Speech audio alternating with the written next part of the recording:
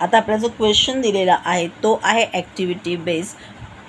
आपण activity base जरी question असला इथे तरी आपण आपल्या वहीमध्ये पूर्णच्या पूर्ण क्वेश्चन लिहून घेऊया आणि जिथे आपल्याला त्यांनी दिलेले आहेत स्क्वेअर का तिकडे स्क्वेअर करूया, म्हणजे आपली प्रॅक्टिस इथे सुद्धा होऊ शकेल.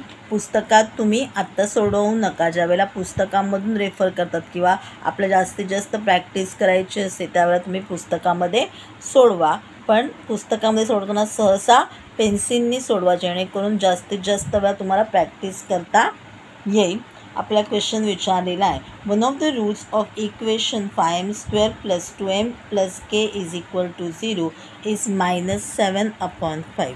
म्हणजे आपल्याला दिलेलं इक्वेशन आहे 5m² + 2m + k = 0 आणि त्याचा रूट दिलेला आहे -7/5. Complete the following activity to find the value of k. मग आता आपल्याला केची व्हॅल्यू शोधून काढायची आहे. आपल्याला दिलेली ॲक्टिव्हिटी आपण पूर्णपणे लिहून घेऊया. सोल्युशनपासून जे दिलेलं आहे ते लिहून घेऊया. फर्स्ट त्याने आपला ब्रॅकेट दिला is a root of quadratic equation 5m² + 2m + k = 0. मग आपला रूट त्यांनी काय दिलेला आहे -7/5. त्याला करा ब्रॅकेट. Therefore put m = -7/5. एमची आपल्याला व्हॅल्यू त्यांनी काय टाकलेली आहे टाकायला सांगितलेली आहे -7/5 इन द इक्वेशन. मग आपण लिहून घेतलं 5 × in the bracket -7/5 the whole square.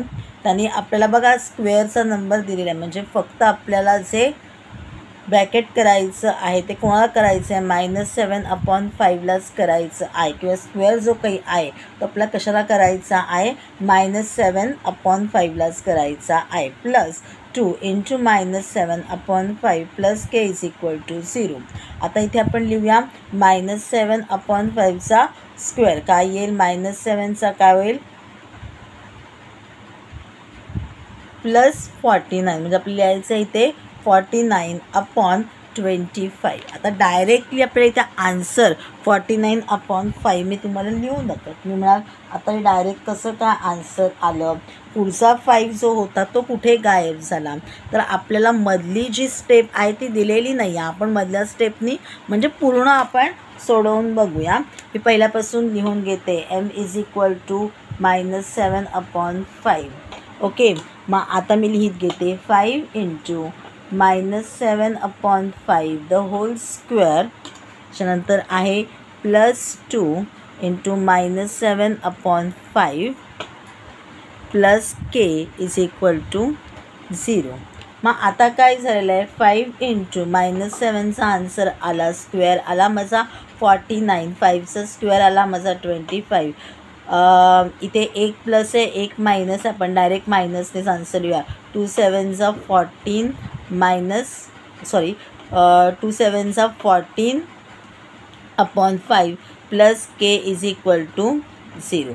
आता इथे काय आहे 5 न्यूमरेटरला आहे 25 डिनॉमिनेटरला आहे. 5 1 5 5 5 25 म्हणून माझा आन्सर आलेला आहे 49/5 - 14/5 + k = 0. आता काय झालेलं आहे डिनॉमिनेटर सेम आहेत म्हणजे 49 - 14 मी करू शकते. माझा आन्सर काय 9मधून 4 गेले 5 राहिले 4मधून 1 गेला 3 राहिला 35/5 + k = 0. आता काय झालेलं आहे 35/5 आहे म्हणजे 5 1 5 5 7 75 म्हणजे 7 + k = 0. मग काय होईल देअरफॉर -7 = k. कारण आपण कधी पण याला आपण मायनस ठेवत नाही. काय असेल ते आन्सरला किंवा नंबरला आपण मायनस किंवा प्लस येतो म्हणून आपण लिहून घेतलेलं -7 = k. म्हणजेच आपल्या केची व्हॅल्यू आलेली आहे -7.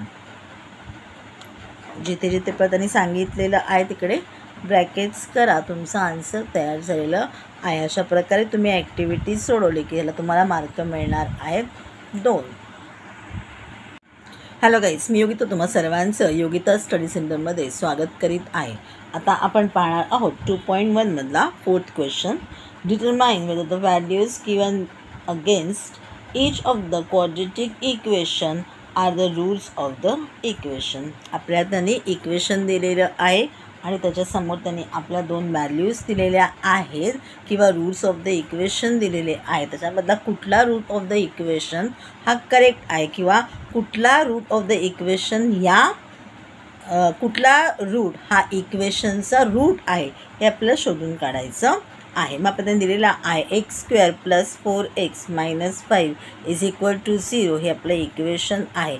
एक आपल्याला रूट दिलेला आहे 1 आणि एक रूट दिलेला आहे -1. बघूया आता आपला कुठला आन्सर येतं आहे. मग मी काय केलं आहे प्रथमतः +1 जो आहे तो घेतलेला आहे. म्हणजे मग काय होईल 1² + 4 × 1 - 5 = 0. 1चा स्क्वेअर 1 4 1 4 म्हणजे झालं +4 - 5 ॲज इट इज. 1 + 4 5 -5 = 0. 5 - 5 1 + 1 - सेम नंबरचा आन्सर 0 मीन्स 0 = 0. म्हणजेच काय झालेलं आहे 1 हा आपला रूट आहे. आता -1 हा रूट आहे का तो शोधून काढूया. -1² + 4 × -1 -5 = 0. -1चा स्क्वेअरसुद्धा काय येतो आपला +1 येतो 1. 4 × -1 answer is -4 - 5 as it is = 0. म्हणजेच काय झालं आहे 1 - 4 - 5 = 0. आता काय होईल 1मधून जर का मी 1 - 4 केलं तर आन्सर काय येईल माझं -3 - 5 ॲज इट इज = 0. म्हणजे मग -3 - 5 आन्सर काय येईल माझं दोन्हीसुद्धा मायनस म्हणजे प्लस करायचं आणि साईन द्यायचे मायनसचे म्हणजे माझा आन्सर येईल -8. -8 इज नॉट इक्वल टू 0. म्हणजे काय झालेलं आहे -1 हा त्याचा रूट नाही. मग मी इथे फायनली आन्सर दिलेला आहे. Therefore x = 1 is a solution of the quadratic equation. आता इथे महत्त्वाचं काय आहे तुमचं आन्सर आलेलं आहे 0 = 0 केलेलं आहे. मग ज्या ठिकाणी नंबर 0 आलेला नाही आहे तिकडे तुम्हाला ही साईन द्यायची आहे -8. जे काही तुमचं आन्सर आलं आहे इज नॉट इक्वल टू 0 म्हणजे मग हे आन्सर करेक्ट नाही आहे हे आपल्याला विथ द साईन कळतं आणि मग आपण फायनली आन्सर लिहितो की कोणतं रूट ऑफ द इक्वेशन आहे किंवा कोणता आन्सर हे करेक्ट आहे हे आपण लिहून काढतो. आता सेकंड क्वेश्चन बघूया. 2m² - 5m = 0 हा आपल्याला इक्वेशन दिलेलं आहे. एक व्हॅल्यू दिलेली आहे 2 दुसरी व्हॅल्यू दिलेली आहे 5/2. प्रथमतः मी 2 ही व्हॅल्यू टाकून घेते म्हणजे काय होईल 2 × 2 द होल स्क्वेअर -5 × 2 = 0. 2चा स्क्वेअर आला 4 म्हणजे आन्सर माझं इथे आलं 2 × 4 -5 2 10 = 0. 2 4 8 8 - 10 = 0.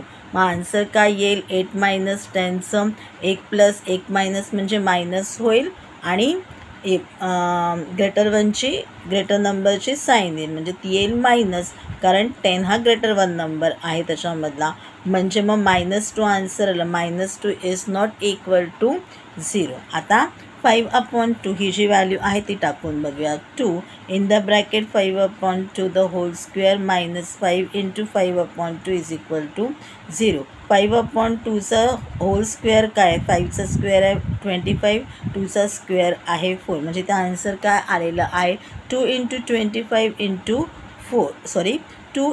25/4 मायनस. आता इथे हा 5 आहे न्यूमरेटरमध्ये मग न्यूमरेटरला मल्टिप्लाय केलं 5 5 25 इथे काहीच नंबर नाही म्हणजे 1 2 1 2 म्हणजे आपला आन्सर आलेला आहे 25/2 = 0. आता इथे काय झालेलं आहे इथे 2 हा न्यूमरेटरमध्ये आहे 4 हा डिनॉमिनेटरमध्ये आहे म्हणजे इथे आपण त्याला सिम्प्लिफाय करू शकतो. 2 1 2 2 2 4 म्हणजे आन्सर काय आलं 25/2 -25/2 ॲज इट इज लिहून घेतं = 0. 1 + 1 - सेम नंबर आन्सर आला आहे 0 0 = 0. हा काय होता -2 इज नॉट इक्वल टू 0 पण इथे हा 0 = 0 म्हणजे 5/2 हा आपला रूट येणार आहे. मग इथे मी लिहून घेतलेलं आहे, therefore m is equal to 5/2 it's a solution of the quadratic equation. आता आपण सोडवणार आहोत क्वेश्चन नंबर 5. आपला क्वेश्चन नंबर 5 आहे, find k if x is equal to 3 is a root of equation kx² - 10x + 3 is equal to 0. म्हणजे आपल्याला दिलेला जो इक्वेशन आहे तो आहे आपला kx² - 10x + 3 is equal to 0. आपल्याला व्हॅल्यू किंवा रूट काय दिलेला आहे, x इज इक्वल टू 3 आणि आपल्याला शोधून काय काढायची आहे, तर kची व्हॅल्यू शोधून काढायची आहे. मग आपण लिहून घेतलं, k ॲज इट इज लिहून घेतलं, एक्सच्या ठिकाणी आपण टाकलेलं आहे 3 the whole square - 10 × 3 + 3 is equal to 0. आता k ॲज इट इज राहील, 3चा स्क्वेअर काय आहे 9, म्हणून मी लिहून घेतलं 9k मायनसची sign as it is 10 × 3 = 30 + 3 is equal to 0. 9k - 30 + 3 म्हणजे आन्सर येईल -27. मग काय झालं, 9k इज इक्वल टू 27. म्हणजे आपण 27ला 9ने डिवाईड करू तर आन्सर आहे 9 × 3 = 27. Therefore k is equal to 3.